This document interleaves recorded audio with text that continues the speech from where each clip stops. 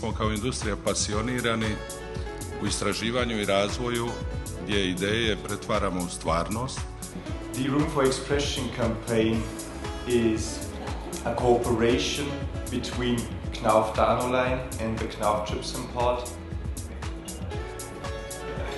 Željela bih vas uvesti u narednih minute u kratki performans Light Tune, koji se bazira na konverziji svjetlosti i svjetlosnih objekata u tonske slike konverzijom putem efekata i solarnih panela.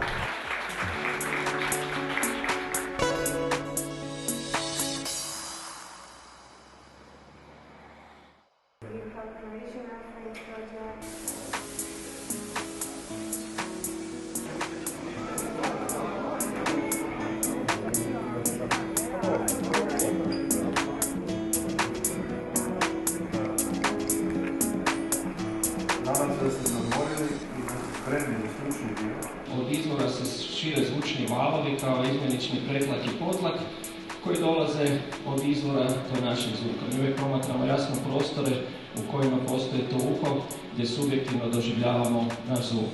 Dobro, neću puno o fizici zvuka, ali mogu samo možda da napravimo zvuke svoje longitudinalni valovi, znači ovo trenutno zvučnjavanje molekula zraka koje se, znači mehaničke energije na taj način prenosi kroz zrak. S nizom sličnih čostra, kopljeničkih natjecanja, tačko-dalmatinskog i osnovoslovnjenog ambijenta.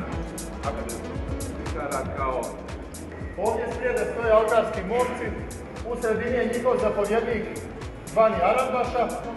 Vodaju gradske glazbe i sve vrlo osobe koje su vam tu prikazane u crnim krugovima. Bez apsorbera. Da li dijete prati zato što ne želi pratiti ili jednostavno je... We have an installation of music made by light. Another fantastic installation is at the Architecture Biennale in Venice.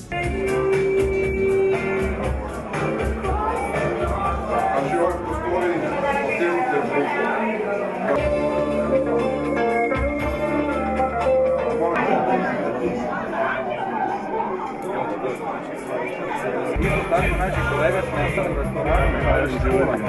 Istraživanje koliko naši ljudi, ono sve što smo dole slušali, ovdje ova priča da u principu ista je naša ista bukna, isto je sve. Čemo li ide to u buknu kad tamo se